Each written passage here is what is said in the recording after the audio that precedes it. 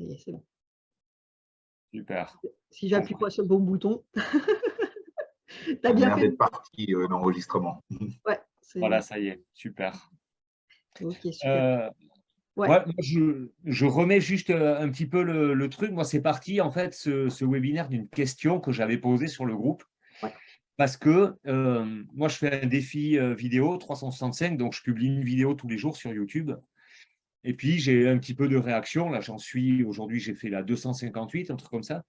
Et il y a 2 semaines, à peu près, il y a un ami à moi qui interagit beaucoup, qui s'appelle Jean-Baptiste, et puis et il fait pas mal d'interactions. Et puis, depuis un moment, il y a un gars qui s'appelle Jérôme, je ne suis pas sûr de le connaître, je crois même que je ne le connais pas, qui arrive et qui réagit aussi à chaque vidéo maintenant. Et tout d'un coup, il a commencé à nous parler du handicap et en disant, ouais, mais quand même, alors voilà, moi je parle de développement personnel, d'observation quotidienne, c'est tous les jours, donc c'est des petits sujets.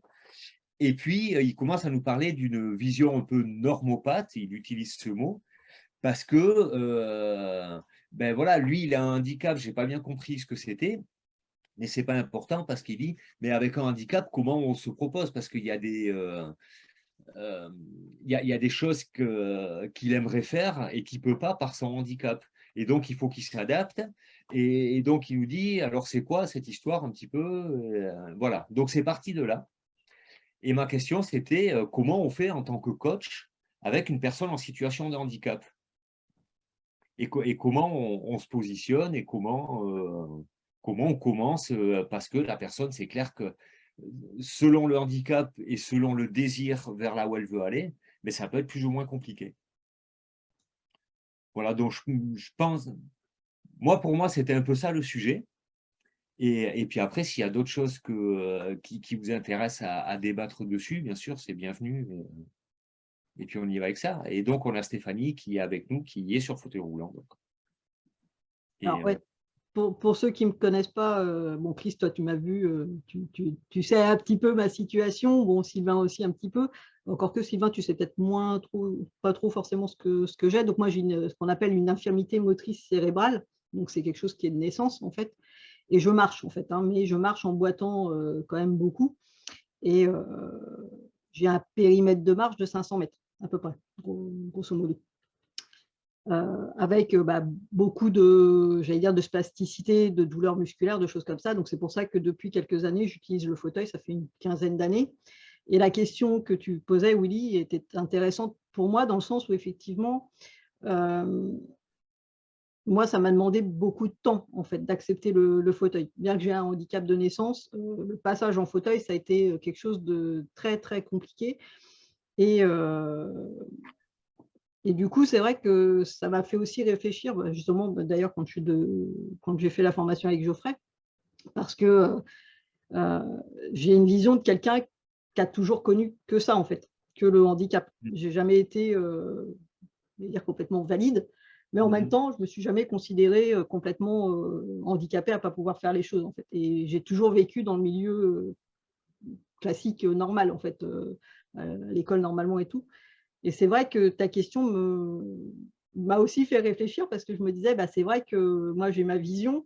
Bon, je suis assez cash en plus dans les choses et ça m'est déjà arrivé effectivement de discuter avec certaines personnes avec un handicap et qu'on me dise, ouais, mais toi, c'est facile parce que, en fait, tu n'as pas grand-chose, quoi. Tu vois, et en fait, je leur dis, mais oui et non. Il y a des situations où ça me bloque complètement et j'en ai d'autres où je ça me préoccupe pas parce que voilà, je vais passer au-dessus. Mais ça m'a demandé aussi un certain travail, effectivement, bah, quelque part de deuil aussi de certaines choses. Donc c'est vrai que quand tu posais la question, moi, il y avait vraiment cette part de dire, à un moment donné, comment je fais? Bah, des fois, oui, il faut faire le deuil de certaines choses pour pouvoir passer à autre chose, en fait. Et c'est de là, et moi, ça avait été vraiment une question que j'avais posée à Geoffrey par rapport au coaching, parce que je lui disais, on est limite de la thérapie, en fait. Tu vois, c'est vraiment cette barrière entre thérapie et coaching. Et moi, je me disais à un moment donné, la personne, si elle n'est pas prête, c'est compliqué. Et moi, j'avais peur de tomber dans cette partie-là de la thérapie, en fait.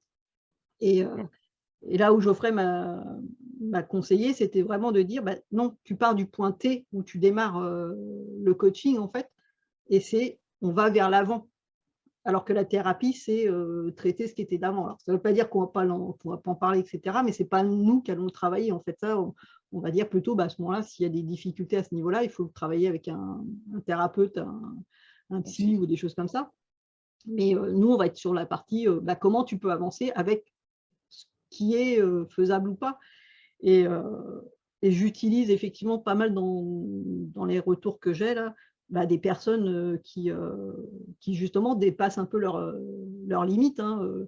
Je ne sais pas si vous en connaissez, mais quand on voit Théo Curin, quand on voit, comment il s'appelle, Philippe Crozon, etc., bah forcément, même moi, ça me met une claque, quoi. Je me dis, punaise, ils ont quand même vachement de résilience, et puis ils ne se sont pas laissés marcher sur les pieds, ils ont avancé, en fait.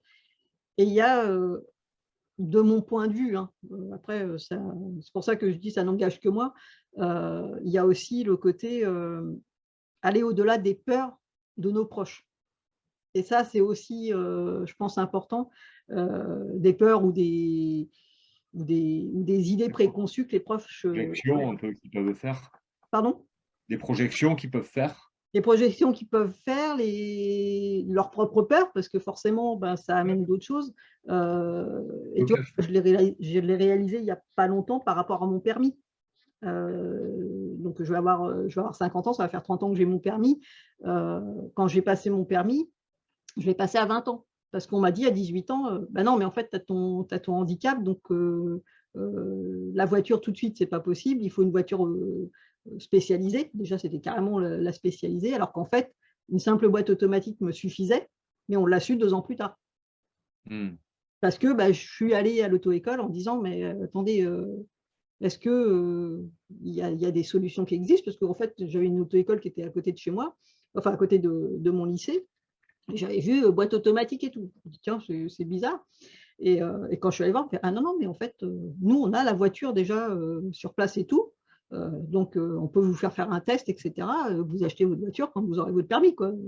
Et là, je me suis dit, merde, j'ai perdu 2 ans, en fait, finalement, tu vois. J'ai dit 10 ans alors que c'est 2, mais… et en fait, ça a été une peur. C'était lié aux peurs que ben, je n'allais pas avoir les finances, que je n'allais pas avoir la voiture qu'il fallait, etc. Comment j'allais faire, parce que bah, conduire une voiture neuve, parce qu'en plus, on s'était imaginé que c'était une voiture neuve, tu vois. Donc, et puis en fait, bah non, j'ai eu mon permis du premier coup, et en fait, la voiture, j'ai réussi à trouver une voiture d'occasion, pas trop chère à l'époque, bon, qui a fait quelques temps. Mais, et voilà, et c'est là où ça m'a fait réaliser, toi, quand j'ai repensé, quand tu t'es écouté, je me suis dit, bah, en fait, ouais, il y avait des croyances et des choses comme ça que j'aurais pas mis, toi, en ayant fait la formation à Geoffrey, c'est ce qui m'a permis de comprendre qu'il y avait des croyances, en fait, derrière tout ça, en fait. Alors, c'est pas vieux, hein, parce que ça fait que 2 ans que je suis formée, et je me dis, bah, effectivement, quand tu fais le parcours, enfin, quand je refais mon parcours, je me dis, en fait, il y a plein de moments où, si je ne m'étais pas autorisée, moi, à faire les choses, bah, je serais encore coincée, même chez mes parents, quoi, tu vois, certainement. Donc, c'est ça qui, je trouve, du coup, qui me fait beaucoup réfléchir, et qui me dit, bah non, en fait, tu es sur le bon chemin aussi, quoi, d'avancer, de cheminer là-dessus, quoi. Ouais.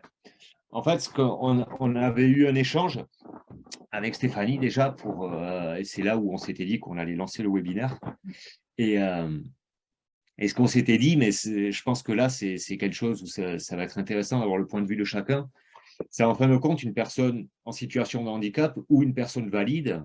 On part d'un endroit et il y a une volonté d'évolution avec chacun ce qu'il peut aussi, parce qu'en fin de compte, le handicap, il se situe où?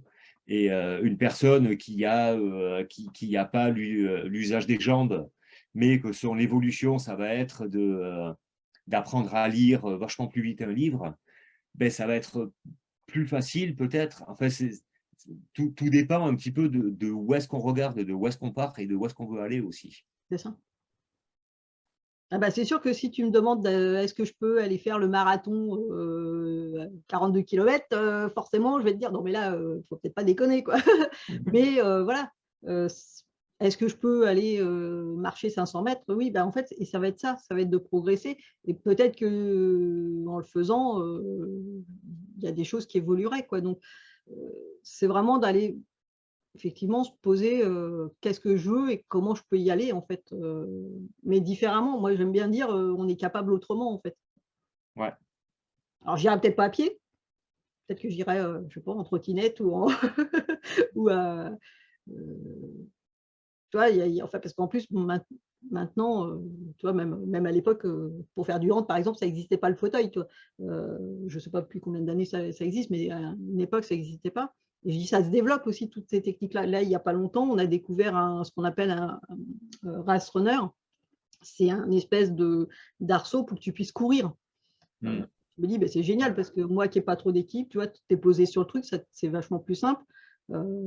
Tu peux Ouais. faire avancer tes jambes et tout, donc ça fait un peu comme les draisiennes des gamins et bah, tu pousses avec les jambes, mais tu es quand même supporté, quoi. Donc, en fait, il y a plein de techniques qui se développent Ouais. et effectivement, je pense qu'on peut développer pas mal de choses. Mais après, est-ce que toi, tu as dû faire consciemment un peu un travail de deuil sur des choses que tu aurais aimé faire et que tu ne peux pas faire? Et est-ce que nous, en tant que coach, justement, ça ne serait pas un peu une base de travail, une base d'approche avec une personne en situation de handicap, Mmh. ou d'abord faire travailler sur le deuil de la situation un petit peu? Il y a des choses, oui, alors, te dire de quoi j'ai fait le deuil, Heu, il y en a eu pas mal, mais bah, le deuil de réussir à marcher un jour, correctement, par exemple. Ça Mhm. clairement, je sais très bien que je ne marcherai jamais normalement. Ouais. Je Sylvain, tu as levé la main, mais tu as ton micro qui est coupé, donc n'hésite pas à le mettre en route. Donc c'est vrai que Bon, du coup, chacun intervient quand il oui, veut. oui, quand ils veulent, hein. Ouais, mais je voulais vous laisser terminer et prendre la parole après. C'est pour ça que je vous laissais. Ouais, ça marche. J'ai gentiment levé la main comme à l'école. Et comme à l'école, il est bien, il est sérieux, c'est bien. Oui, du coup, non, je disais oui, bah, par exemple, oui, clairement, le côté, et c'est même fou parce que ça, tu vois, par exemple, ce deuil-là, je dirais que je l'ai fait, je devais avoir 13 14 ans. Je me souviens d'avoir dit un jour à quelqu'un: «Non, mais de toute façon, je ne marcherai jamais, donc c'est pas la peine de» enfin, normalement. Donc, Ouais. je préfère faire avec ce que je peux. C'est pas la peine d'aller, me faire miroiter des choses alors que, alors ça ne veut pas dire que je ne vais pas aller vers l'évolution, qu'il n'y a pas des améliorations qui sont faisables, mais à un D'accord. moment donné, c'est de se dire: «Est-ce que je m'arrête juste à ce que j'espère et du coup je me bloque le temps que j'ai pas ce truc-là ou est-ce que j'avance quand même?» Tu vois? En fait, c'est un peu cette idée-là. Justement, alors, moi j'ai deux réactions là qui me viennent. La première, c'est la différence entre le handicap physique et le handicap mental, où je Mhm. pense qu'il y a une énorme différence, nous, dans notre approche, puisque autant sur le physique, je dirais qu'on va aller plutôt vers. Alors, effectivement, il y a un certain deuil à faire, et je pense qu'il y a toute la notion de prendre conscience de ce que j'ai et ce que je peux faire avec. Et donc, moi, j'irais beaucoup sur cet axe-là plutôt que de perdre quelque chose, gagner des choses et Exactement. aller travailler ça. J'avoue être moins à l'aise avec la partie accompagnement sur des handicaps plutôt mentaux où je pense qu'il y a des approches et des techniques psychologiques pour bien comprendre le niveau de capacité de la personne en face de nous et ce qu'on peut faire et travailler avec lui. Donc, naturellement, c'est les premières réactions qui me viennent dans la discussion là. Bah, je suis d'accord avec toi, même en ayant moi le handicap, clairement, et d'ailleurs dans mes publications et tout, je dis bien, j'accompagne les personnes en situation de handicap moteur. Je ne me sens pas capable d'accompagner quelqu'un, en situation, de handicap mental, clairement. Non, là, on rentre sur un autre niveau, je Ouais. pense. Ouais. Je pense que c'est intéressant quand même de le dire aussi. Oui, oui. Hein. Ouais. Mmh. Ouais, Chris, tu voulais dire? Je disais, de toute façon, le handicap, c'est comme le handicap moteur. Enfin, je veux dire, il y a différents paliers, il y a différents niveaux. Et tout dépend le niveau de la personne au niveau du handicap mental. Oui. Moi, j'ai vécu j'avais ma compagne, sa fille était handicapée mentale. À 18 ans, elle avait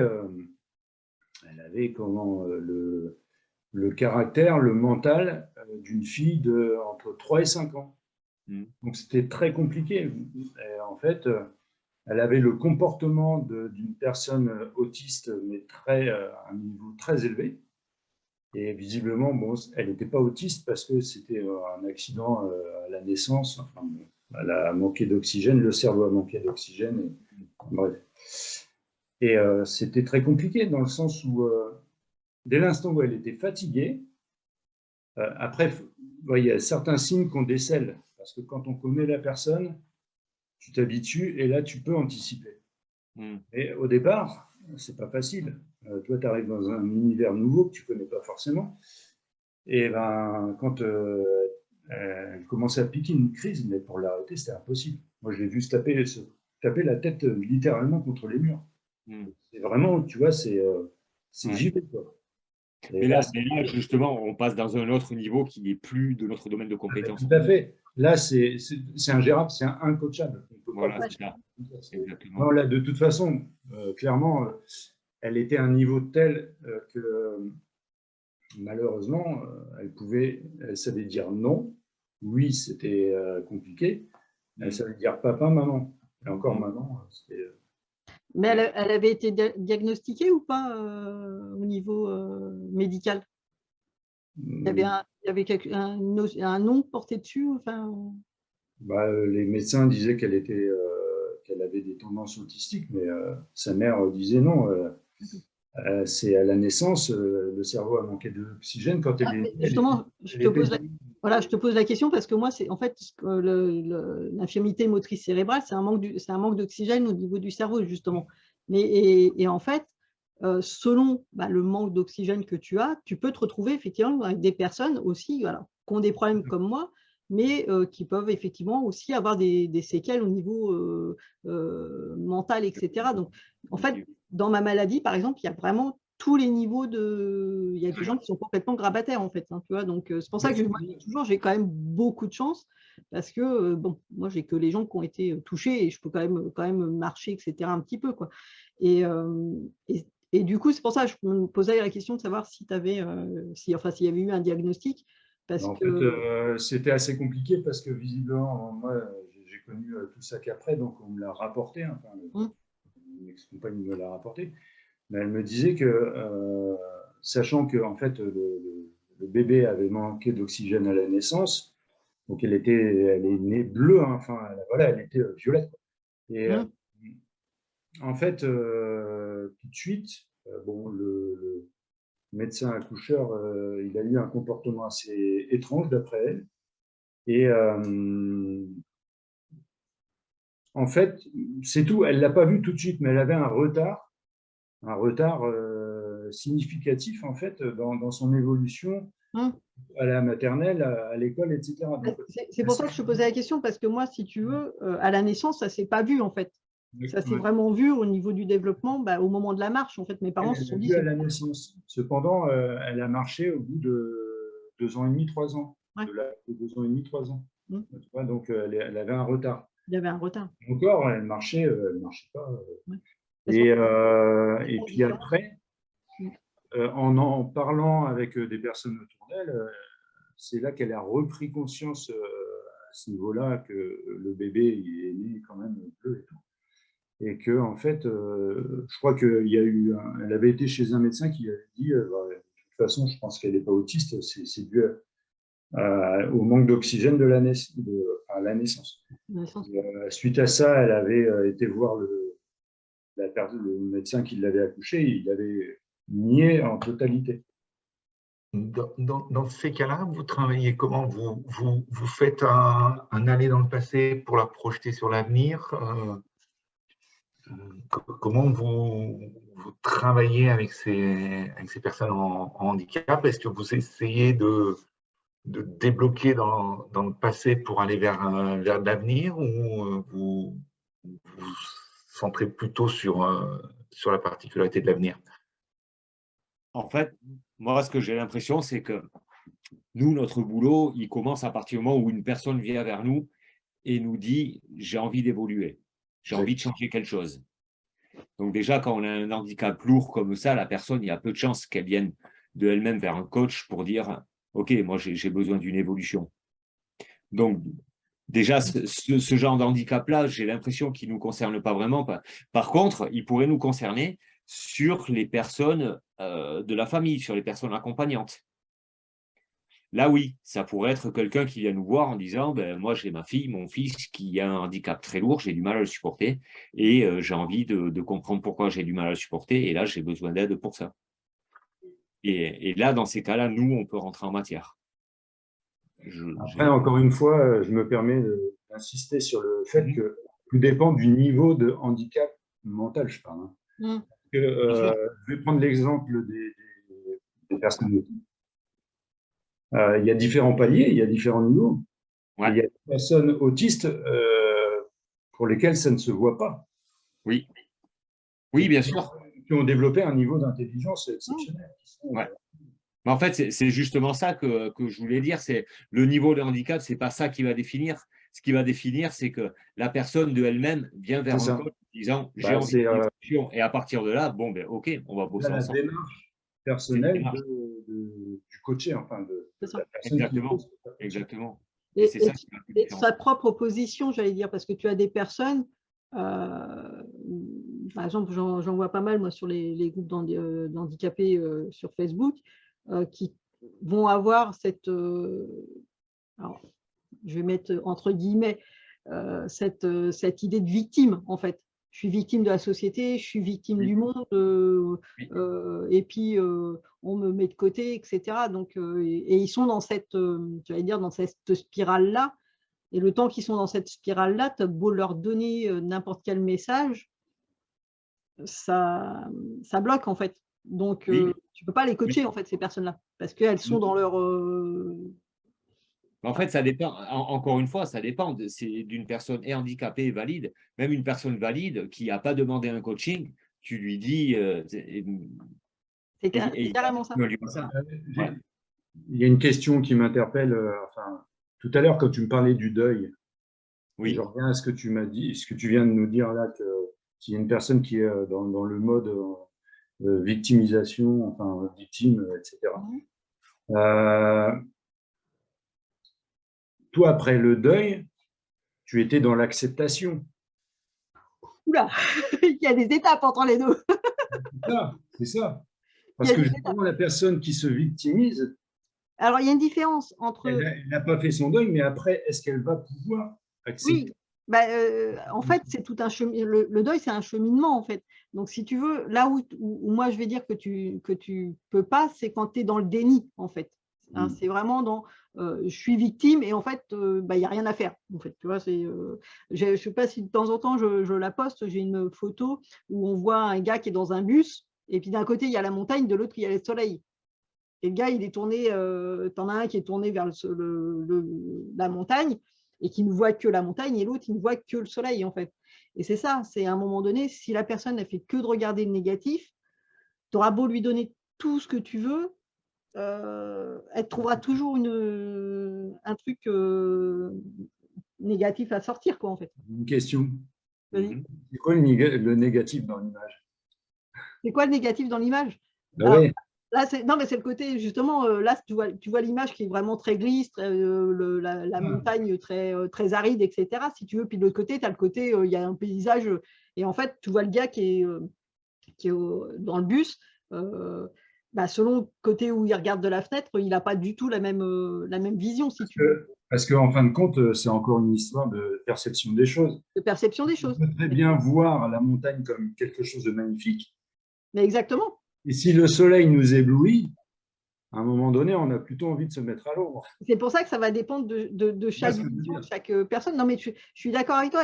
Mais c'est comme là, par exemple, là, quand je fais mes sensibilisations dans les écoles, etc., je suis avec une personne qui, elle, n'utilise pas le fauteuil, qui est handicapée suite à des blessures au sport, en fait. Et justement, elle n'a pas encore passé le cap du fauteuil, tu vois. Elle sait qu'il faudrait qu'elle le prenne, etc. Mais elle me dit, pour l'instant, j'y arrive pas. C'est plus fort qu'elle, tu vois. C'est un truc.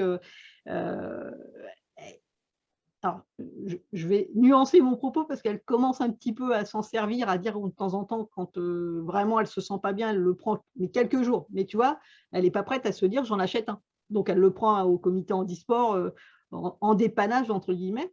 Mais parce que justement, ça demande tout un cheminement. Et c'est pour ça que même moi qui ai le handicap de naissance, tu vois, je dis toujours, oui, j'ai dû faire le deuil de marcher tout le temps et de ne pas me servir du fauteuil, en fait.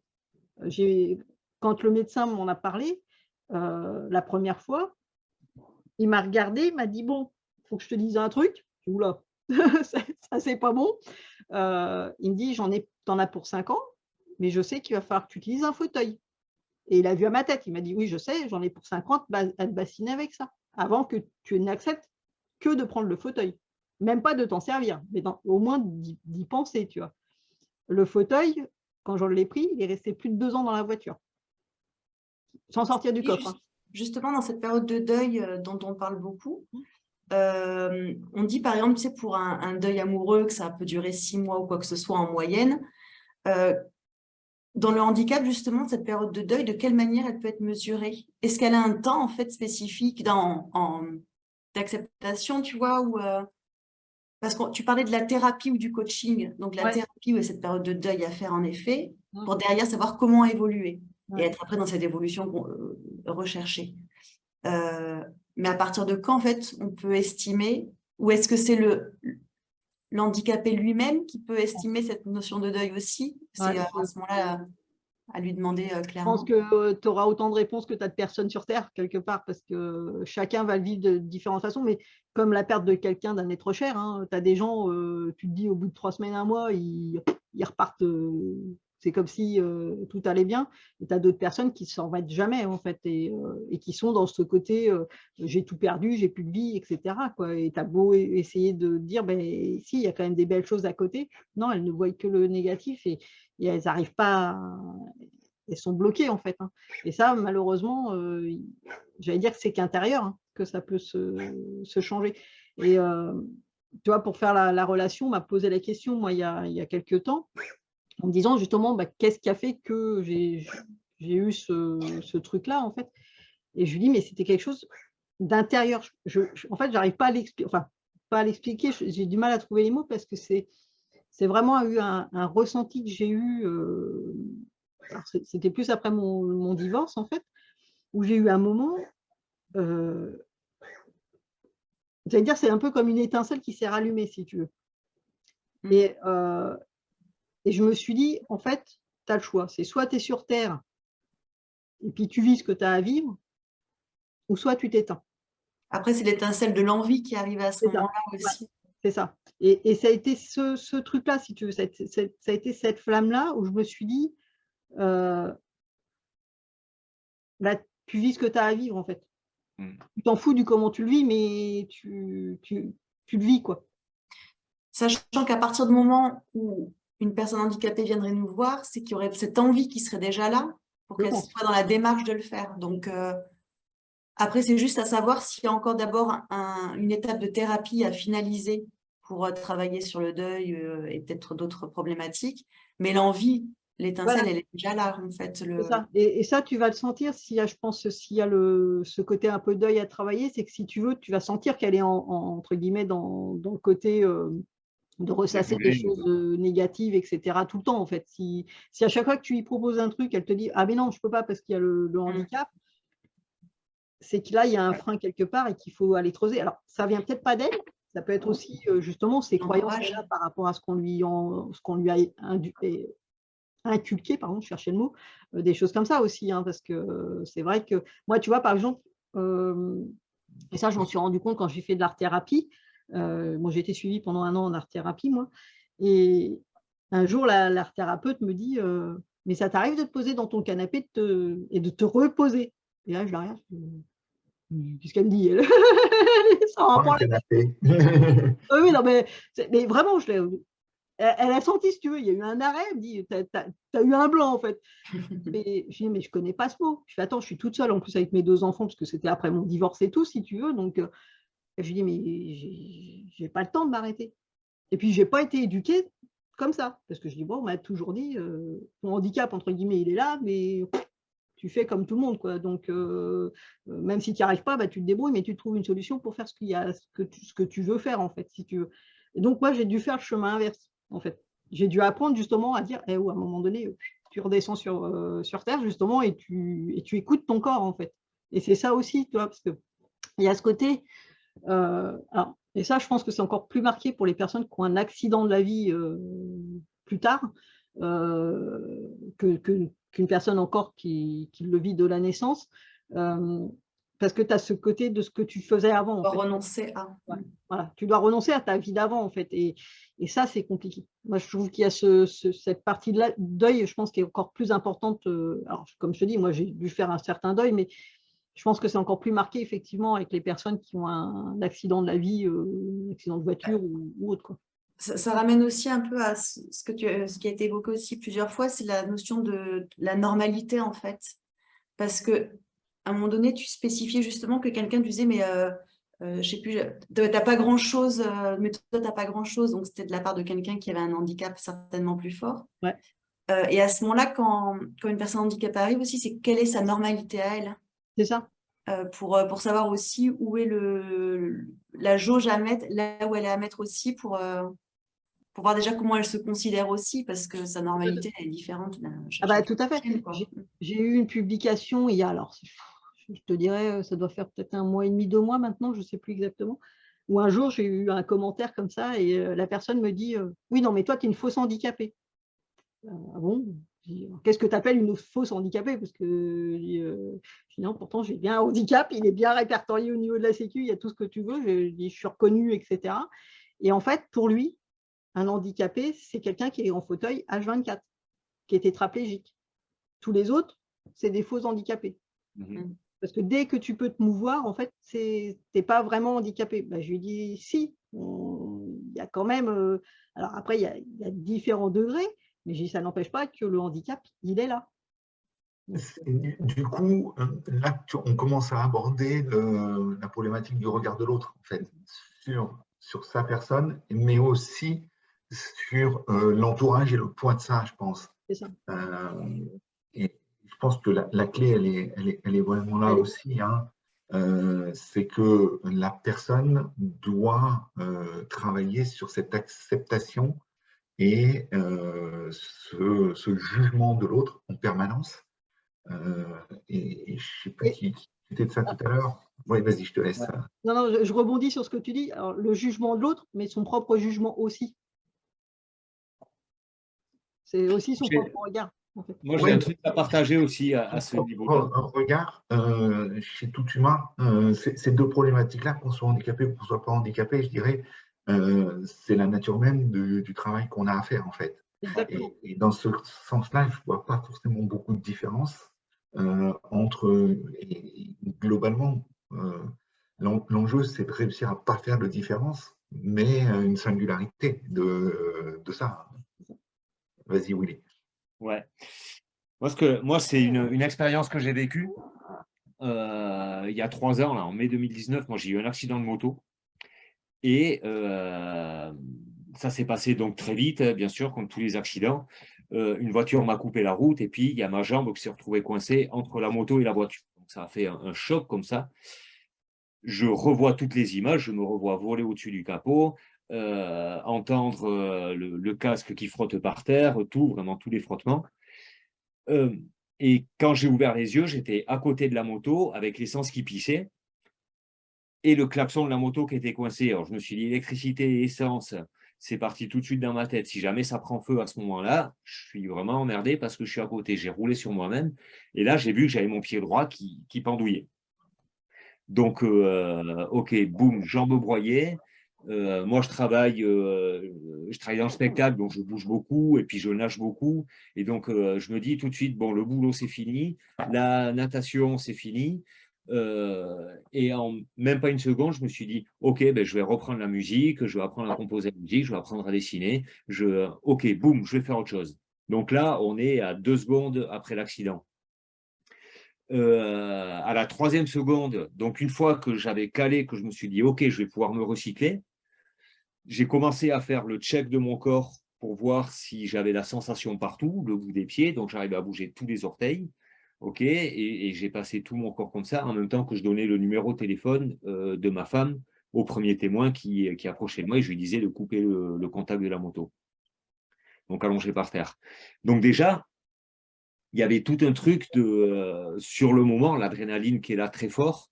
Moi, elle m'a permis de pouvoir me dire, OK, tu viens de te broyer la jambe, tu as de quoi te recycler, maintenant il faut s'occuper de toi. Et puis bon, voilà. Ensuite, bon, alors, tout s'enchaîne, tout continue, l'ambulance arrive, et j'ai eu, en fin de compte, 6 opérations en un peu moins de 2 ans. Parce que j'avais les ligaments de genou qui étaient niqués, ligaments de cheville, et puis enfin, ouais, il y a eu un peu des choses un peu compliquées. Mais à un moment, un chirurgien m'a dit, ta seule solution, ça va être de muscler, muscler, muscler, muscler. Donc, j'ai été à la salle de sport. Moi, je ne connaissais pas bien encore le milieu du coaching. Alors, ce que j'ai fait beaucoup, par contre, c'est énergétiquement. J'ai beaucoup travaillé énergétiquement sur l'accident, sur le choc, sur le sens de l'accident, d'où ça vient, où j'en étais dans ma vie au moment de l'accident. Enfin, voilà, toutes ces choses-là. Donc, ça m'a beaucoup aidé. Et d'où cette idée que j'ai que nous, en tant que coach, en fait, on a vraiment une place pour accompagner les gens qui ont envie et qui viennent vers nous, pour trouver du sens, en fin de compte, aux complications et aux confrontations qu'on trouve.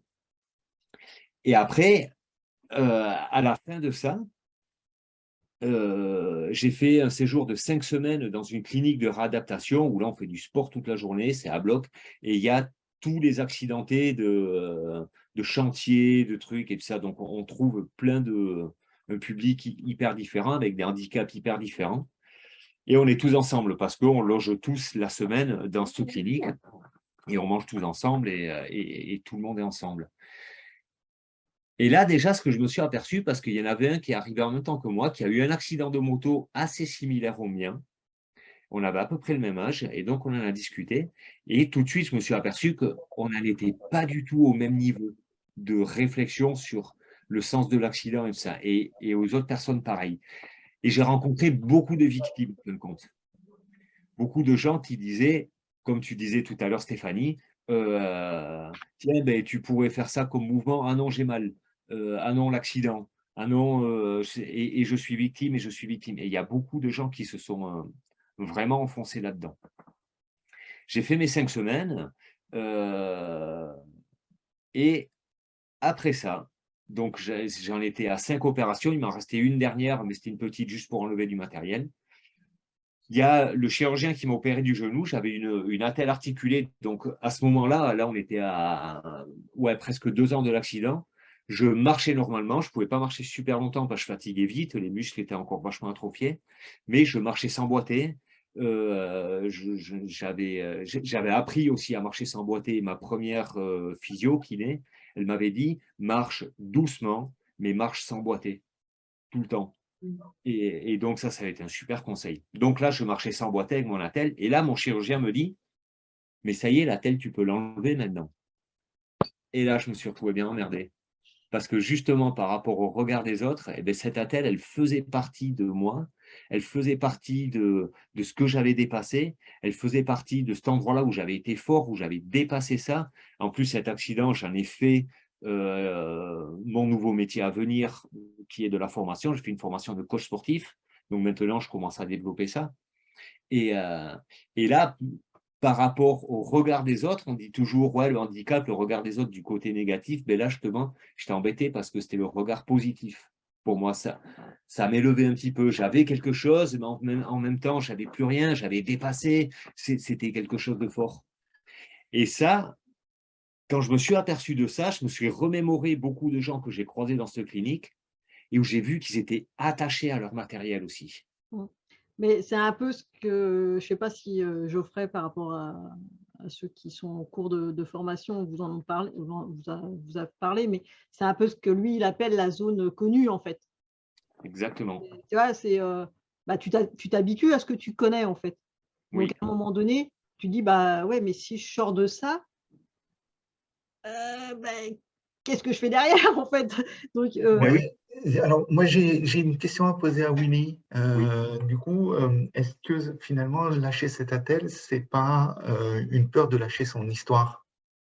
Si. Et en fait, peur d'oublier, en fait, ce qui s'est passé et ce qui t'a rendu fort aujourd'hui, quoi. Pour moi, je pense que c'était plus peur d'être dans l'oubli. Parce que quand j'avais la telle, il y avait l'histoire de l'accident aux yeux des autres. Et c'est une sorte aussi d'ego, hein, de se retrouver au centre du jeu, mais qu'est-ce qui t'est arrivé, mais pourquoi tu as ça, pourquoi, et de perdre finalement cette relation avec humaine qui on va le dire, hein, qui flatte ton ego, de se retrouver là, écoute, finalement, moi je vais te raconter mon histoire, quoi. Et je suis fier, cette fierté de cette histoire, et j'ai plus d'accroche, en fait, pour lancer dans cette histoire-là. Et la question, c'est vraiment comment aujourd'hui tu l'amènes, parce que finalement, cette histoire, c'est ce qui fait ta force et ce qui t'amène dans ton état aujourd'hui, quoi. Ouais. Ben, alors tu parles d'ego, c'est clairement ça, et je m'en suis rendu compte au moment où le chirurgien m'a dit c'est bon, la telle maintenant tu peux l'enlever. Je me suis rendu compte que moi je flattais mon ego parce que j'avais l'impression de raconter mon histoire à chaque pas, à chaque personne que je croisais au supermarché, partout, tu vois. Donc j'étais clairement dans cette situation.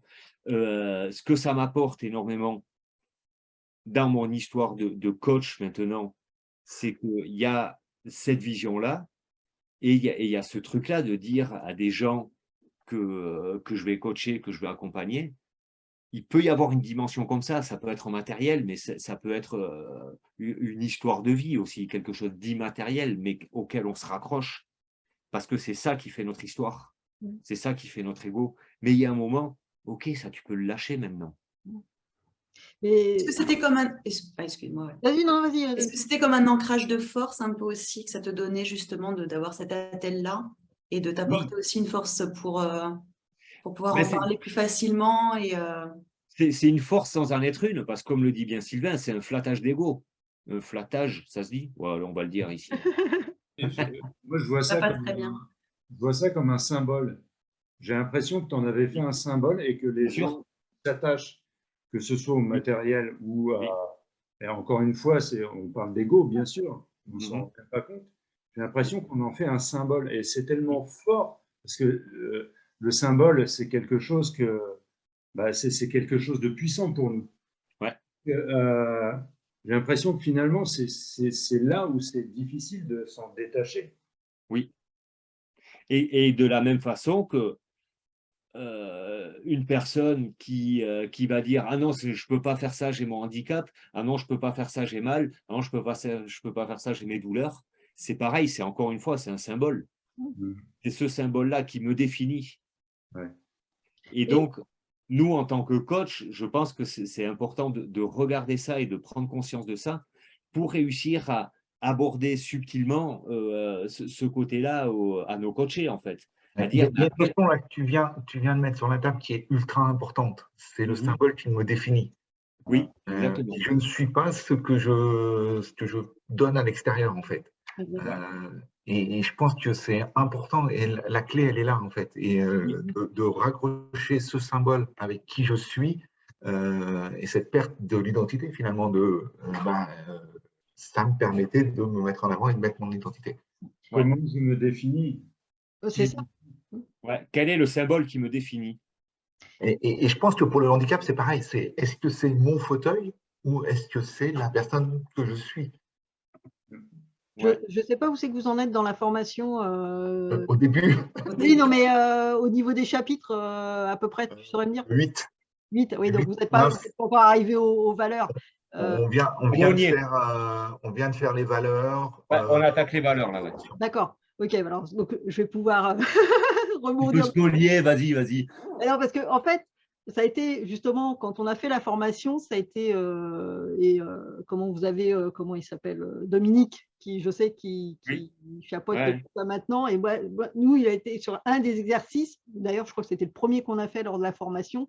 Ça a été le premier exercice que j'ai fait avec lui sur les valeurs. Et la première valeur que moi je disais avoir, je dis bien disais parce que maintenant, effectivement, elle a changé, c'est l'autonomie. Pour moi, c'était, mais comme tu disais, c'était mon cheval de bataille, c'était mon autonomie. Oui.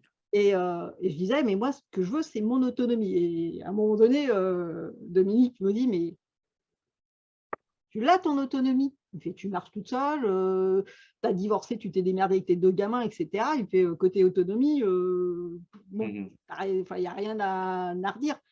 Et en fait, en creusant sur ça, à un moment donné, il me pose une question, il me fait, mais est-ce que ce n'est pas plutôt, au lieu de l'autonomie, le fait de pouvoir dire oui ou non, en fait, d'avoir la liberté de t'autoriser à dire à un moment donné, j'ai besoin d'aide ou j'ai pas besoin d'aide. Et si tu veux, dans mon cerveau, là, ouais, ça a fait un tilt. Parce que je me suis dit, oui, mais en fait, effectivement, c'est ça. C'est avoir cette liberté de dire à un moment donné, oui, c'est pas parce que j'ai mon handicap que j'ai toujours que je suis toujours en capacité de faire ou ne pas faire les choses, en fait. Et que ça ne m'identifiait pas, justement, en tant qu'handicapé ou pas, si à un moment donné, je demandais de l'aide ou pas. Tu vois, dans les deux sens, en fait. Parce que pour moi, c'était vraiment, je le poussais à l'extrême. Vous avez la bibliothèque qui est derrière moi, par exemple. La première fois que j'ai eu Geoffrey au téléphone, il me dit, qu'est-ce que tu es en train de faire en ce moment, etc. Ben, j'ai dit, écoute, je suis en train de bricoler une bibliothèque. Alors, il était au téléphone, il fait, hein, quoi? Il dit, qu'est-ce qu'elle me raconte? Elle fait, attends, il dit, tu m'as pas dit que tu étais handicapé? Ben, je dis, si, mais je suis en train de monter sur mon escabeau, j'ai ma scie sauteuse et tout. Et si tu veux, j'ai senti qu'il y avait un truc. Et je fais, bon, attends, je te mets en vidéo, je te montre. Et là, il me dit, non, mais attends, il me dit, elle pète les plombs, ma fille, quoi. Et je fais, non, mais moi, en fait, voilà, j'ai mon côté autonomie qui ressort super fort, si tu veux. Et il a senti, si tu veux, ce truc-là, de se dire, ouais, mais en fait, ça correspond à son identité, quelque part. Et c'est là où moi, ça m'a fait vraiment tilt par rapport aux valeurs, où je me suis dit, je me suis tellement identifiée à ça, que le fait, j'ai eu quelques semaines après, c'était Noël qui arrivait, j'ai une amie qui est venue à la maison, j'avais laissé mon sapin de Noël démonté et j'avais dit, bon, quand mon gamin il viendra, il me le mettra sur l'étagère parce que je n'avais pas envie de monter sur l'escabeau. Et là, la copine, elle est arrivée, si, je vais te le faire, je te le prends. Et en fait, elle est rentrée dans la chambre de mon gamin, elle a mis le sapin, etc. Alors que je lui disais non, tu vois. Et j'ai senti que là, j'étais frustrée parce que je me suis dit, mais elle ne m'a pas écouté, moi, dans mes besoins, tu vois, de cette autonomie, de me laisser faire comme j'avais envie de faire à ce moment-là, si tu veux. Cette liberté, justement, de dire oui ou non à quelque chose. Et du coup, avec cet exercice qu'on avait eu avec Geoffrey, et là que j'avais fait avec Dominique, tu vois, cette valeur de liberté, je me suis dit, elle est super importante en fait dans le handicap. Plutôt que l'autonomie, j'avais trouvé que c'était vachement intéressant, tu vois, parce que du coup, ça me, par rapport à l'identité que vous disiez, c'était vraiment quelque chose de très ancré chez moi en fait. Mais au point où je pouvais me mettre même en difficulté finalement, de toujours vouloir être autonome, tu vois. Je me souviens, Chris, on avait été se balader à Provins quand on avait fait le séminaire. Le lendemain, je suis repartie, tu sais, là, autour du château. Là, et à un moment donné, il y a cette fameuse côte qu'on avait montée quand on a fait la balade. Et là, je suis arrivée, je fais, non, clairement, tu ne la remontes pas toute seule, la machine. Jamais tu vas la remonter, quoi. Mais en fait, tu vois, au départ, j'étais encore dans cette truc, non, mais en fait, tu vas y aller, quoi. Je me rappelle très bien que tu parlais de l'autonomie. Ça a été très, très fort chez moi, l'autonomie. Mais parce que j'ai aussi été éduquée comme ça, justement. Tu dois te débrouiller, tu dois te trouver des solutions. J'ai même une copine d'école qui m'a dit un jour, j'ai très, très peur de ta maman. Ah bon? Pourquoi? Quand même, je dis, bon, je sais bien qu'elle est stricte, elle est dure, etc. Mais enfin, je dis à ce point-là, mais vraiment, elle avait j'allais dire presque une aversion pour ma maman, quoi. On était en 6e à l'époque. Et elle me dit, écoute, hein, tu étais au CM1 ou CM2, je ne me souviens plus. Elle me dit, t'es tombée, on a voulu essayer de te relever et on s'est fait allumer par ta maman parce qu'il fallait te laisser te débrouiller, en fait. Donc, tu étais au milieu de la cour, il n'y avait rien pour te relever, etc. Et en fait, elle m'a dit, non, non, vous la laissez se débrouiller, si tu veux.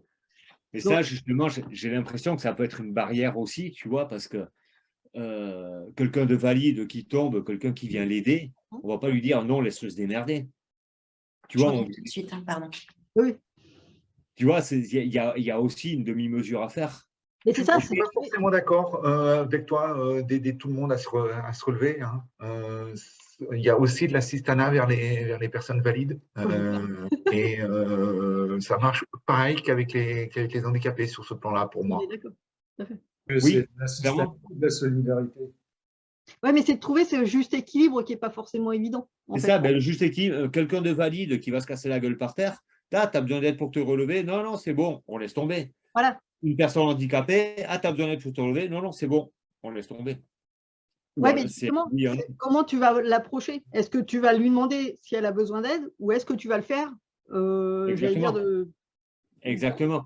Mais ça, c'est quelque chose que la personne, en tant que personne handicapée, n'a pas de maîtrise parce que c'est une autre personne qui arrive et qui, elle, va avoir sa réaction, mais on n'a pas de levier là-dessus. C'est ça. Donc, ça serait presque à la personne en situation de handicap à se dire « Ok, il y a des gens qui vont réagir comme ça, à moi de les accepter. » C'est un peu, oui, c'est un peu le travail que j'ai appris à faire justement avec la formation, de me dire à un moment donné, bon, bah ça, c'est le ressenti de la personne. Ce n'est pas forcément méchant, ce n'est pas forcément envers moi. C'est qu'à un moment donné, qu'est-ce que je fais de cette réaction-là, en fait, quelque part.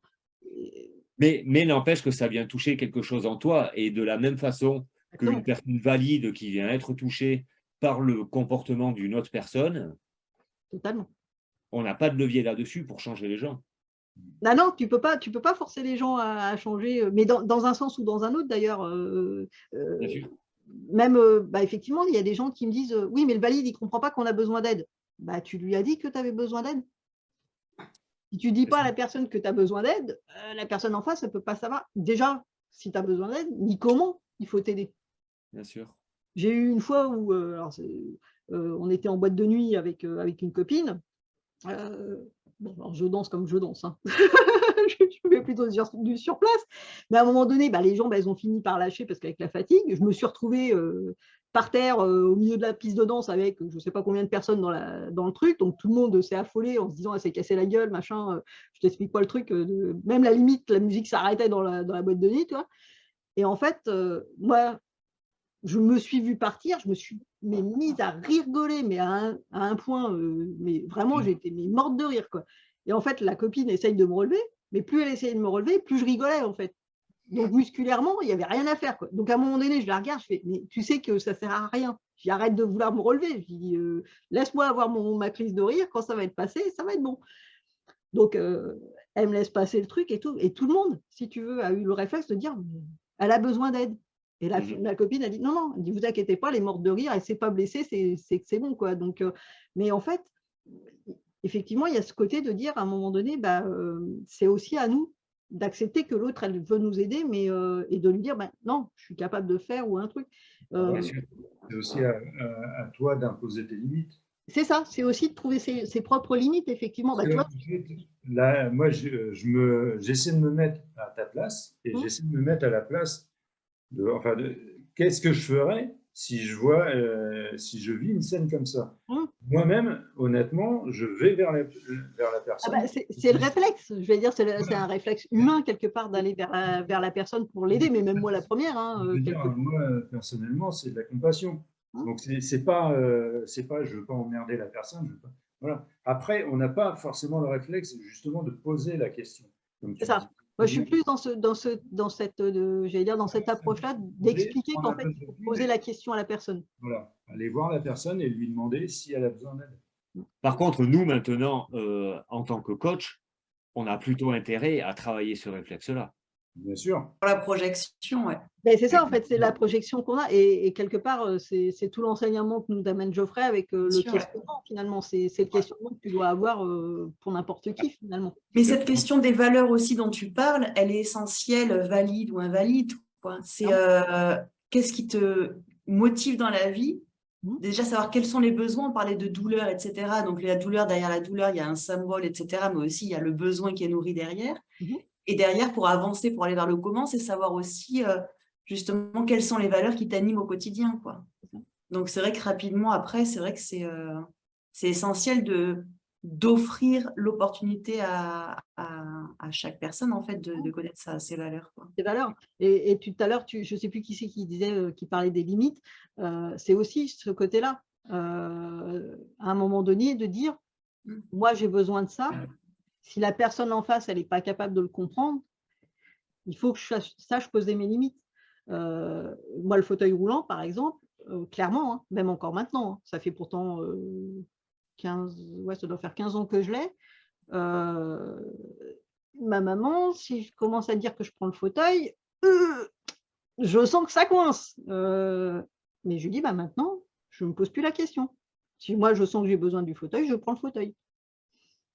T'acceptes, t'acceptes pas. Ben, c'est ton problème. C'est ton problème, mais c'est plus le mien. Et en fait, ça a été aussi un gros travail que j'ai eu à faire parce que moi, je m'identifiais justement beaucoup à ce que ma maman voulait. Ça te permet aussi de décharger un poids aussi qui ne t'appartient pas, quoi. C'est ça.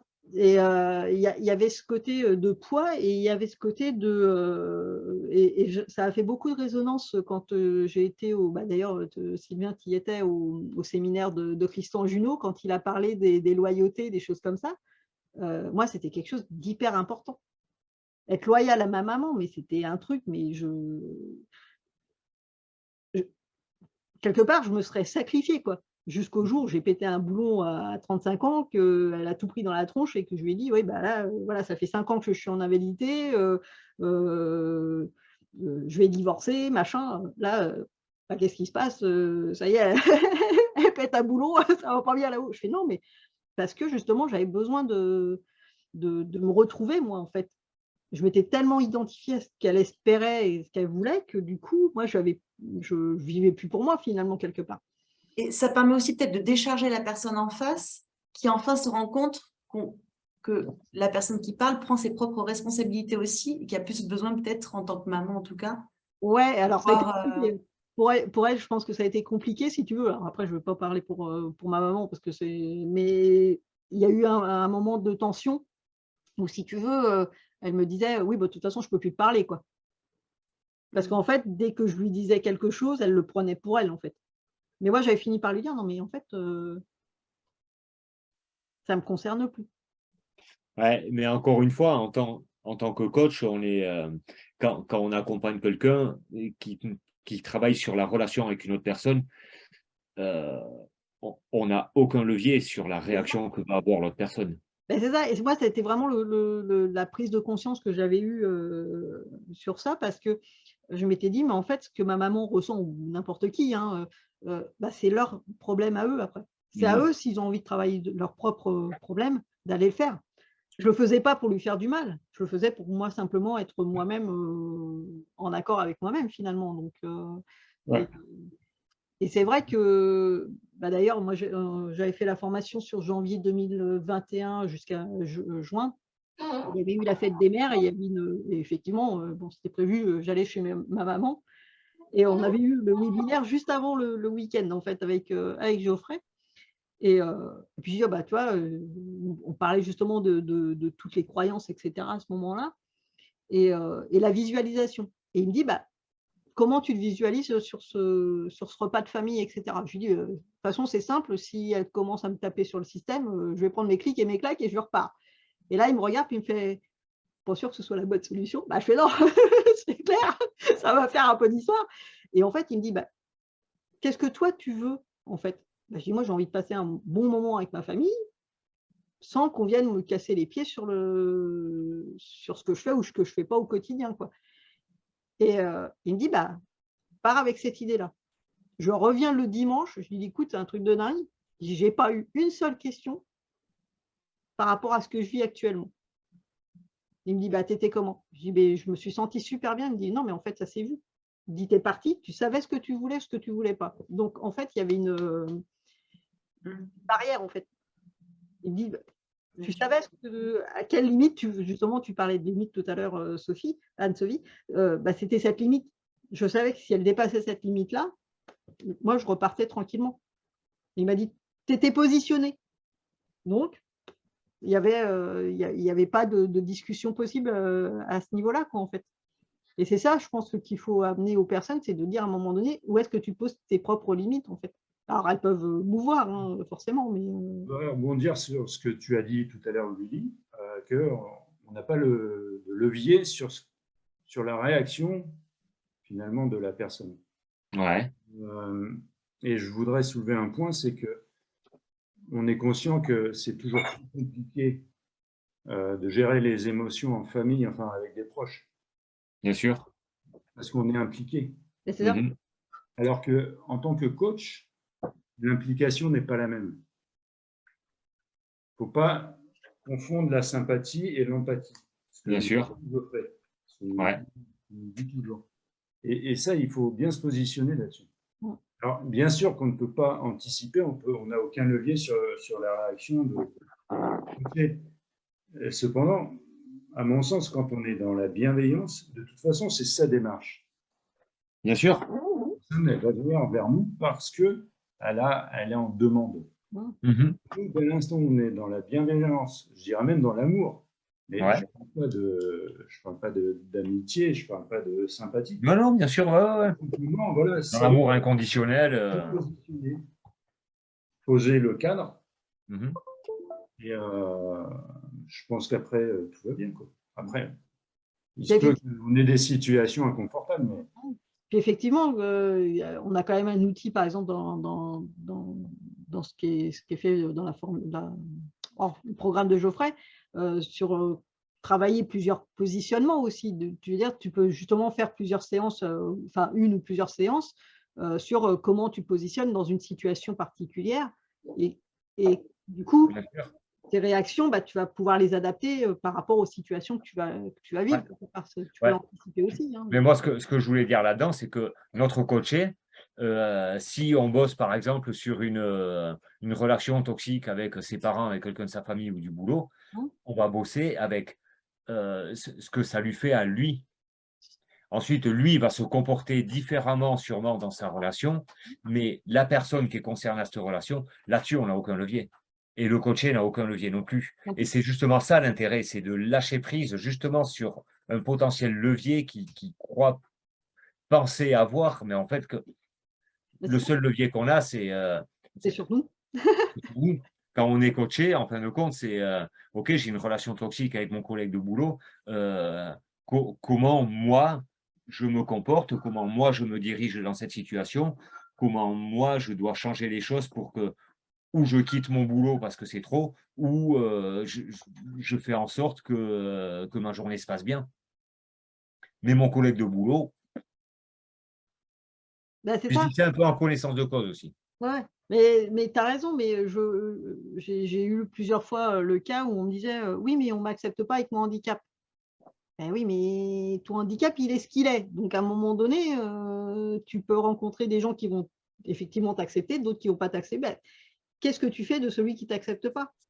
Est-ce que tu subis ou est-ce que tu choisis de dire, bon, ben, à un moment donné, je change moi de façon de faire parce que ça ne me correspond pas, en fait. Et quelque part, on en revient toujours à ça. C'est l'important là-dedans, est-ce que toi, tu t'acceptes? Ben, déjà, c'est un gros boulot. C'est clair. En fait, mais là, encore une fois, on projette le regard de l'autre sur soi. Ah, mais oui. Les gens ne m'acceptent pas en tant qu'handicapé. Donc, en fait, là, c'est la projection du regard de l'autre. Ah, oui, mais et souvent, comment je me vois? Quelles sont mes valeurs? Mais moi, j'ai l'impression que… Moi, je suis au tout début aussi de la formation, mais un des premiers outils, une personne handicapée qui dit « Ouais, mais le regard des gens… » Ah ouais, ok, le regard des gens. Tu peux me donner un exemple d'un moment où il y a une personne qui t'a… Tu vois, et l'emmener là-dedans. Ah, mais complètement. Complètement. C'est vraiment… Et même de poser la question, mais comment toi, tu te vois? Et ça découle après comment toi, tu te vois. Et souvent, je ne m'aime pas. Et moi, par exemple, pour cheminer là-dessus, j'ai eu le cas où je me suis vue en vidéo suite à mon mariage.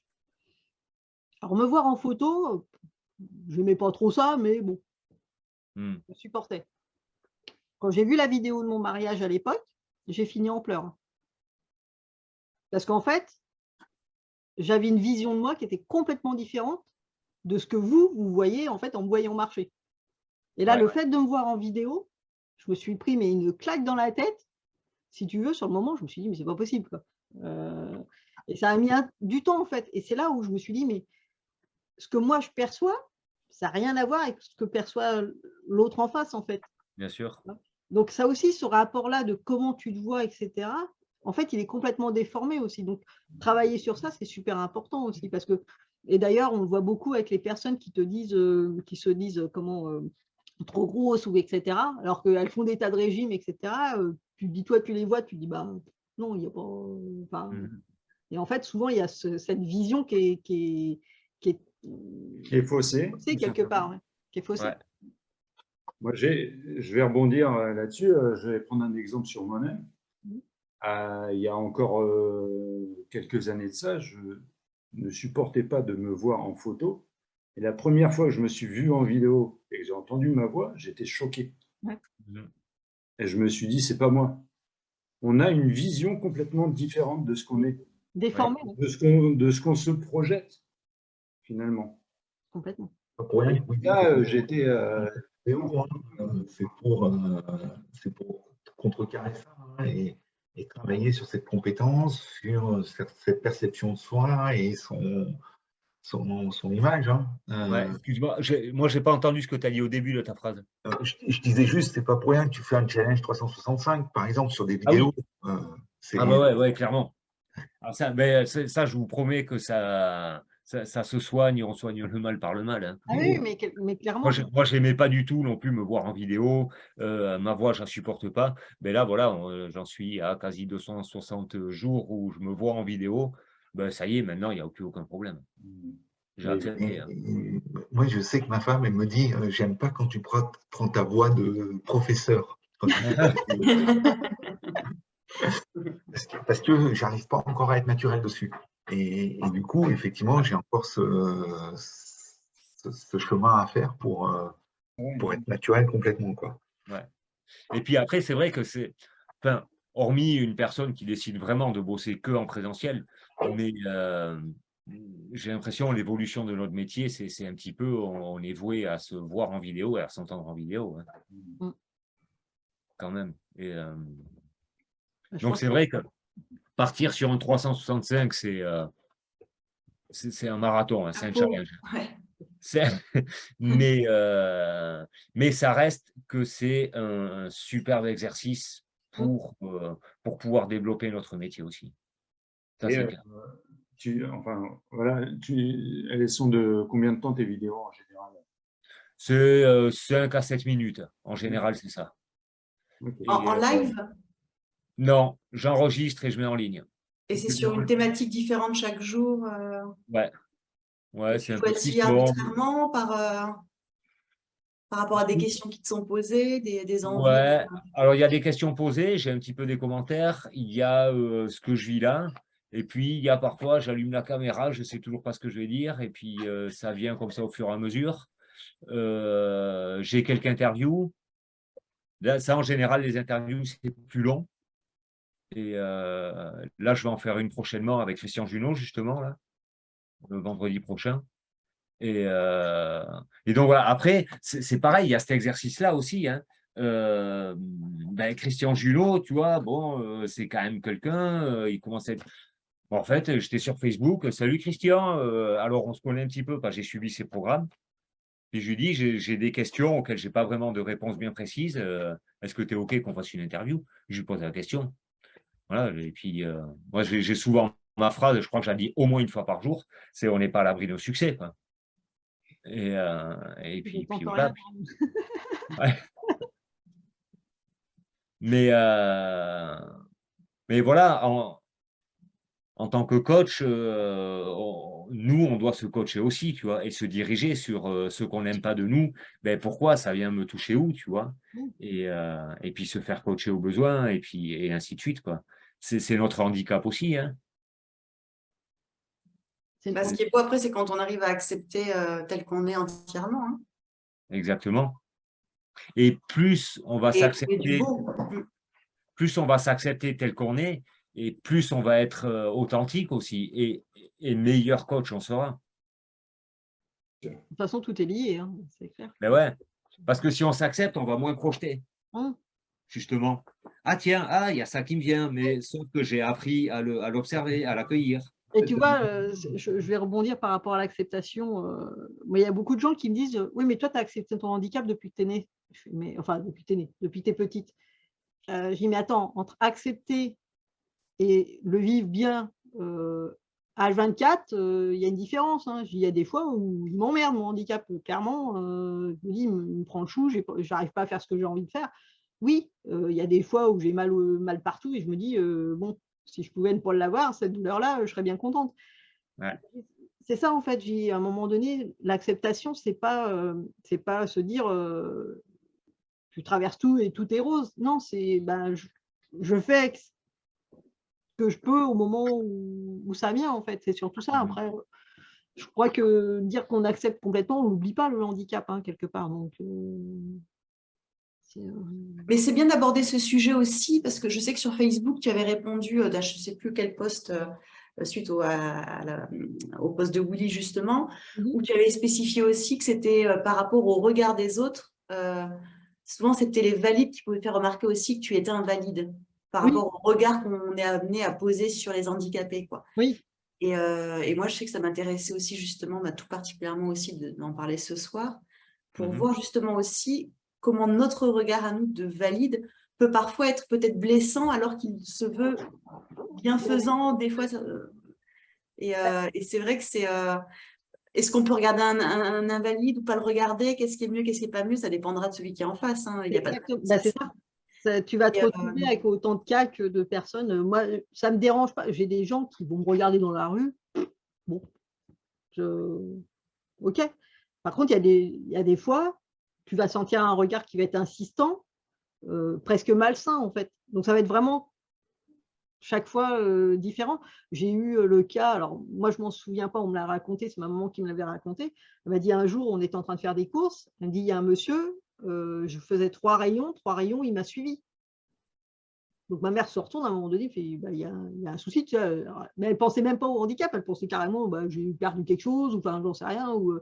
Et là, le gars me regarde et puis il dit à ma mère, non, non, je regarde comment votre fille marche.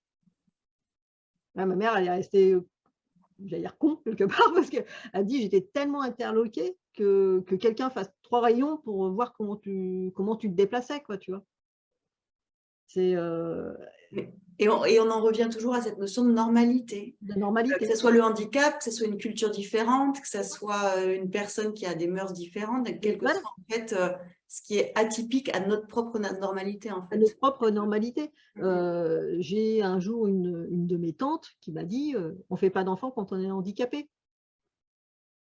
C'était dans sa croyance. Sa croyance à elle. Bon. 15 ans après, elle est venue me dire, finalement, même en étant en plus toute seule, parce qu'à l'époque j'étais toute seule, tu t'es quand même bien débrouillée avec tes gamins. Je dis, ça ne m'empêche pas, c'est pas parce que j'ai mon handicap que j'étais moins capable d'élever mes gamins, quoi. Enfin, alors oui, j'ai fait des erreurs, mais comme tous les parents, je veux dire, voilà, je ne suis pas mieux et je ne suis pas pire que quelqu'un d'autre, quoi. Donc, inconsciemment, tu lui as prouvé que tu avais les mêmes valeurs et que finalement, son regard était peut-être un peu trop étroit.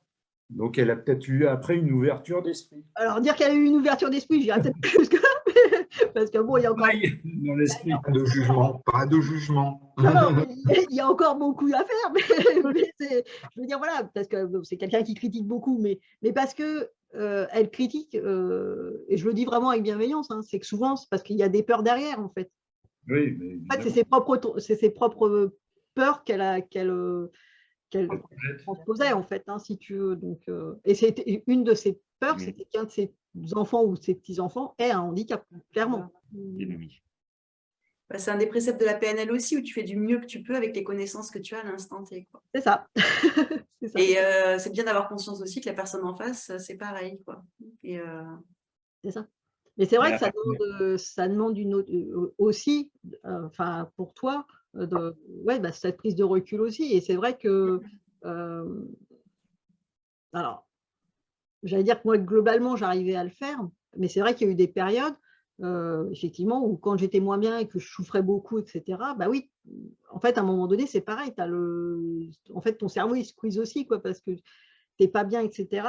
Et je me dis, bah oui, tu ne peux pas non plus en vouloir à la personne qui est handicapée et qui va te balancer un truc, parce que, bah, à un moment donné, c'est plus fort qu'elle, quelque part, c'est cette douleur qui transpose, quoi. Donc c'est vraiment ouais, on en est toujours à dire, enfin moi je trouve que c'est toujours cet équilibre qu'il y a à retrouver, de dire est-ce que c'est quelque chose qui est permanent dans son caractère à la personne, ou est-ce que c'est parce qu'il y a un effet à un moment donné de douleur ou de situation qui fait que, quoi. Moi, je voudrais savoir comment tu le vivais, justement, toutes ces remarques, ces peut-être critiques, comment tu le vivais de l'intérieur? Alors enfant, je te dirais que je m'en souviens pas trop. Les premières choses que je me souviens, alors si je me souviens d'un petit garçon en CP, alors moi j'étais au CE2 à l'époque, qui était venu avec ses petites voitures, ça je m'en souviendrai toujours, en cours de récréation, pour jouer avec moi, parce que j'étais toute seule et que le prof me sortait sur le perron, en fait, parce qu'il y avait des marches à descendre, donc il me mettait sur le perron, et pour pas me retrouver bousculée par les autres dans la cour. Et en fait, c'est le seul gamin de l'école, qui était pourtant pas dans ma classe, qui était venu avec des petites voitures pour jouer avec moi, en me disant mais je comprends pas, il n'y a personne qui vient jouer avec toi. Donc voilà. Après, bah, j'ai toujours été justement aussi dans le milieu normal, si tu veux. On m'a toujours On t'a jamais favorisé, ou enfin par rapport à ton handicap? Non, alors après, il y a eu des choses, mais c'était vraiment au coup par coup, tu vois. Je raconte souvent le coup de la classe de mer. On avait une classe classe de neige qui était prévue au CM1, où la prof a dit à mes parents, bah non, on ne peut pas l'emmener, avec son handicap, c'est pas possible. Dans ton bac. Alors ma mère dit, bah, pourtant, même rester au chalet ou un truc, au moins ça la dépayse un petit peu. Non, non, c'était non, c'était non. L'année d'après, on avait déménagé et on arrive. Premier truc que le prof nous dit, classe de mer. Ma mère dit, ma mère, déjà l'année dernière, elle a pas été à la classe de neige, là, cette année, elle ne repart pas aux classes de mer. Et là, le prof dit à ma mère, 1 milliard de questions, que je ne l'emmène pas. Ah oui. Il y a peut-être toutes les activités qu'on n'arrivera peut-être pas à lui faire faire, mais s'il y a des activités qu'elle ne fera pas, bah, elle fera autre chose à la place. Mais au maximum, on va faire en sorte qu'elle fasse des choses. Et en fait, je pense que ça dépend vraiment de chacun. J'ai des profs qui étaient très cool et qui me disaient tu viens en sport avec nous, tu fais ce que tu peux. Et puis tu en avais d'autres qui disaient non, non, moi c'est trop compliqué, tu vas en comment tu le ressentais? Pardon ? Encore une fois, on est face à des fonctionnements que les gens choisissent. Et puis ça dépend des époques. Ça, c'était dans les années 80. Je veux dire, maintenant, on est quand même en 2022, il y a un petit peu de progression. Bon, il y a encore des choses à faire, mais il y a quand même des progressions aussi. Donc, c'est pour ça que je pense qu'il y a effectivement, il y a tout le côté sensibilisation qui est super important. Mais sensibilisation dans le sens, il ne suffit pas de faire des cours, entre guillemets, de jouer les profs. C'est vraiment de dire, passe à l'action et teste les choses, mets-toi en situation pour te rendre compte. Moi, je suis vraiment plus dans cette optique-là. D'ailleurs, c'est pour ça que je suis rentrée au comité. Hein. C'est que je me suis dit, ils font de la sensibilisation par le passage à l'action, en fait. Sinon, ça n'a pas trop de sens. Moi, il va falloir que je vous laisse dans peu de temps, là. C'est 10h30. Je ne sais pas si quelqu'un veut, ou on se fait un petit tour avec, ou si vous voulez continuer. Non, moi je vais quitter aussi, donc c'est très bien.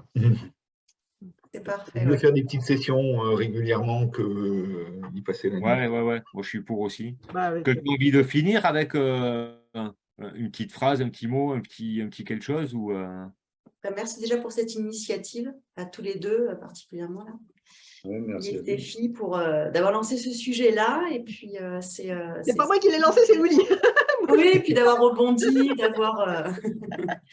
Et puis l'expérience aussi, la tienne Stéphie, c'est la tienne aussi Willy avec ton accident, etc. C'est toujours c'est intéressant. Ça permet de voir aussi comment pouvoir évoluer demain, en tout cas, si toutefois un jour moi ça m'arrivait d'avoir à coacher les personnes soit qui ont des accidents, qui ont un handicap. Donc, merci, ouais, c'est nourrissant. Je pense qu'après, par rapport à tout ça, j'y réfléchis, mais je me dis, je pense que je vous proposerai, j'essaierai peut-être à un moment donné de proposer peut-être une rencontre en présentiel pour qu'on fasse justement peut-être des mises en situation, des choses comme ça, pour que vous puissiez vous rendre compte et puis vous percevoir ce qu'on peut nous percevoir en vivant avec le handicap. Moi, le hand en fauteuil, ça me dirait bien. Ouais, pourquoi pas. Ouais, franchement, là, j'aurais été à Fontenay, je serais venue à l'occasion, pourquoi pas. Mais ça peut être ça peut être, tu vois, d'aller se promener en ville avec des fauteuils, des lunettes de malvoyants, etc. Et du coup, de se rendre compte aussi de percevoir différemment les choses. Je pense que, voilà, même pour apprendre, c'est… Je suis partant, je te l'avais dit. Ouais, donc, je pense que voilà, j'essaierai de programmer ça, un de ces quatre, pour qu'on se fasse ça, et puis que ça puisse permettre peut-être de travailler sur des exercices de coaching qu'on a pu apprendre, etc. Pourquoi pas, hein. Pour ceux qui viennent de loin, et on peut voir comment on peut s'organiser pour vous héberger.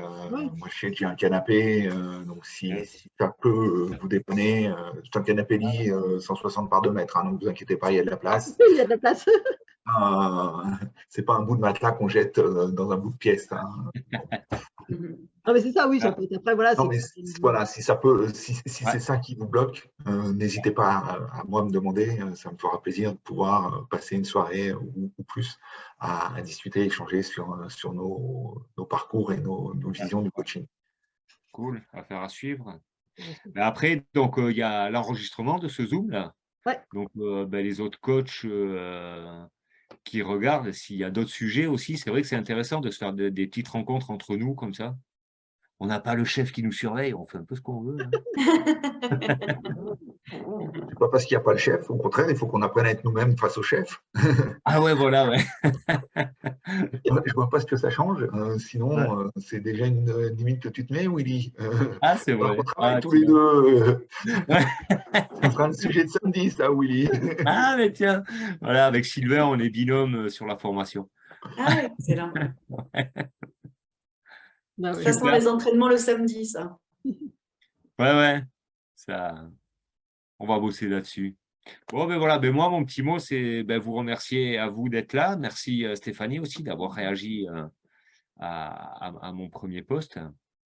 Il faudra dire merci à Clémentine, c'est elle qui m'a elle t'avait tagué, ouais. Elle m'avait tagué sur ta publication. Bon, je l'aurais vu, mais c'est marrant, tu vois, parce que comme on commence à se connaître sur certains domaines, tout de suite, elle, je sais que c'est l'hypersensibilité, paf, à chaque fois que je vois quelque chose de sensibilité, je lui envoie, etc. Donc après, quand on commence à se connaître les uns les autres, forcément, ça crée aussi du bien, quoi. Et moi, c'est ce que j'apprécie aussi dans ce groupe, c'est que voilà, chacun connaît un peu plus les autres au fur et à mesure, quoi. Donc, mais d'abord, je l'avais écrit sur notre Discord à nous.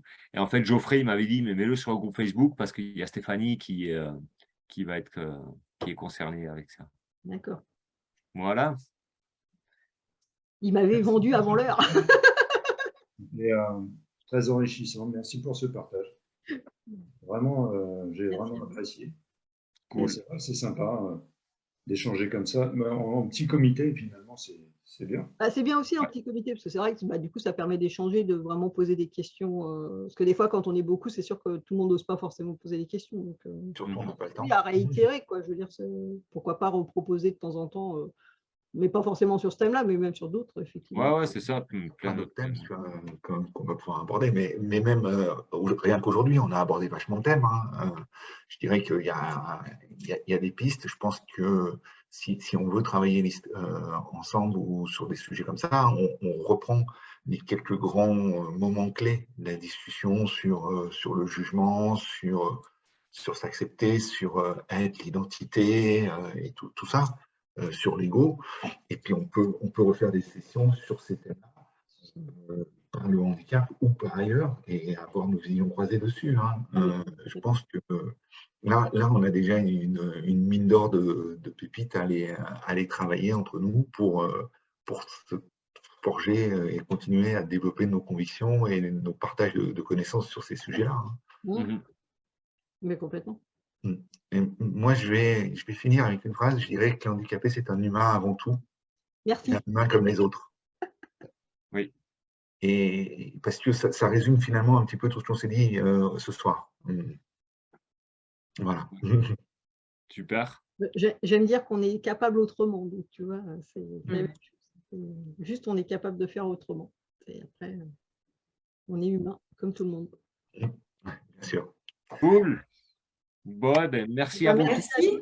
Merci bien. Je vous Bonne souhaite soirée une à bonne vous tous. soirée. Bonne Et à soirée. Et au plaisir.